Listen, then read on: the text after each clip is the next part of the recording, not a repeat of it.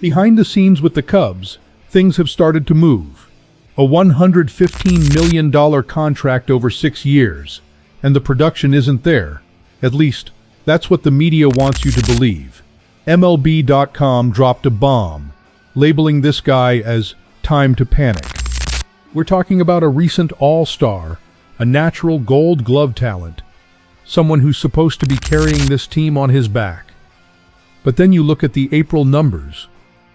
A .654 OPS, a .46 batting average, just 3 home runs in 33 games. And the question nobody can ignore: has Pete "Crow" Armstrong become the next Jason Hayward? Look, if you follow this team every day, you already know PCA isn't the type of player who makes noise right away. The kid has always been defense first, bat second. But you also remember what he did last April, right? A .312 average, a .953 OPS, 6 bombs in 24 games.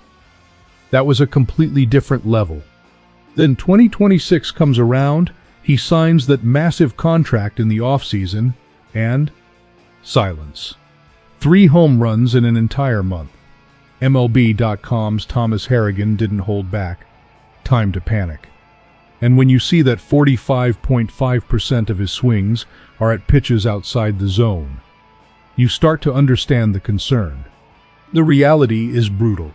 Crow Armstrong is chasing garbage.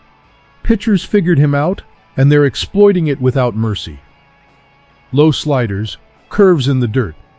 He bites. And this didn't just start now. Over his final 57 games last season, 4 home runs, a .578 OPS, nearly 2 months of terrible production. The only difference is nobody cared because the team was winning. Now, with the weight of that contract on his shoulders and the Cubs needing every win in the Central, the spotlight is brighter. But there's one detail Harrigan mentioned that everyone ignored. The incredible defense of Crow Armstrong in center field means he doesn't need to be much more than an average hitter to be one of the Cubs' most valuable players.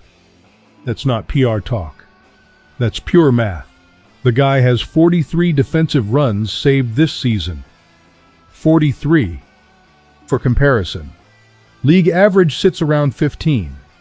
PCA alone has already saved nearly 3 wins just with his glove. And wins are gold when you're battling the Brewers and Cardinals.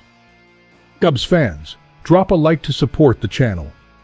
I was looking at the numbers this morning over coffee, and I noticed something. PCA just had 4 straight games with hits. 2 home runs, 6 RBIs, 3 walks, 10 total bases. You know what that means? He's already adjusting.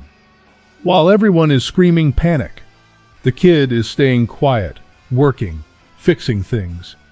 I saw this happen with Javi Baez back in 2017.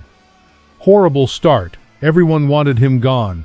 He ended up an all-star. The big question isn't whether Pete "Crow" Armstrong is good enough. He is. The real question is, how much time will the front office and the fans give him to find his timing? Because if we're being honest, his value was never supposed to be Mike Trout level. It was supposed to be Kevin Kiermaier with moderate power. A guy who gives you 3 to 4 WAR per year, plays elite defense, and occasionally hits 15 to 20 home runs. Right now, with a 93 OPS plus, he's below that, but not far off. And considering he's heating up, May could completely flip the narrative. 1 good month, and suddenly that contract looks like a bargain. You want the truth?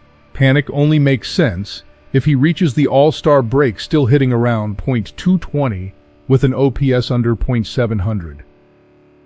Then yeah, we can talk. But it's May. May. Are you really going to call a $115 million deal a failure because of 1 bad month?